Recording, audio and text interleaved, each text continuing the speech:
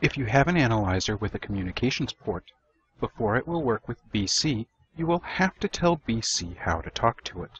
To do this, go to the Options menu and select Communication Settings. The first thing to do is to make sure that the Communicate with Analyzer box is checked. Turning this off disables or hides certain controls to simplify the user experience and to keep you from trying to do things that are certain not to work. The next thing to do is to select which port to use.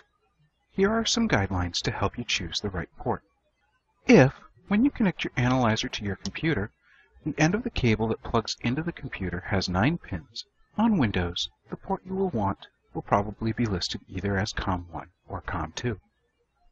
If the analyzer plugs into a USB port on your computer, there is an easy way to find the right one. If the analyzer is currently connected to your computer's USB port, click OK to close the communication settings. Disconnect the cable from the USB port on the computer. Do not just disconnect it from the analyzer, and reopen communication settings. Click on the Ports drop-down menu and make note of which ports are listed. Because the analyzer cable is not connected, the one we want should not be listed. Now, close the window, connect the cable to both the analyzer and your computer's USB port, and reopen communication settings. There should be a new entry here. That is the one you want to select. We also need to set the speed to use. Normally, the right speed to choose is going to be 38400, but some devices, like the Quantum 3, might need a slower speed, like 9600. To verify which one you should need, please refer to your analyzer's user manual.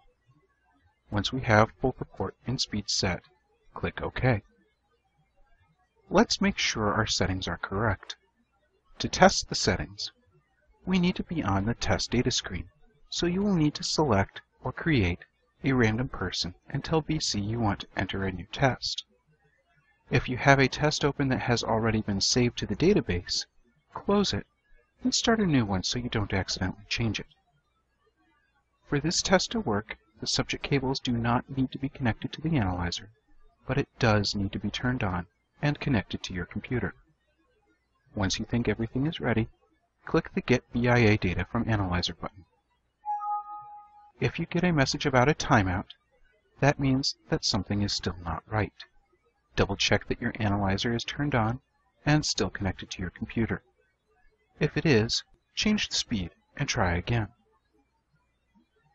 If it works and the subject cables are connected to either a patient or the test resistor, numbers will appear in the resistance and reactance fields.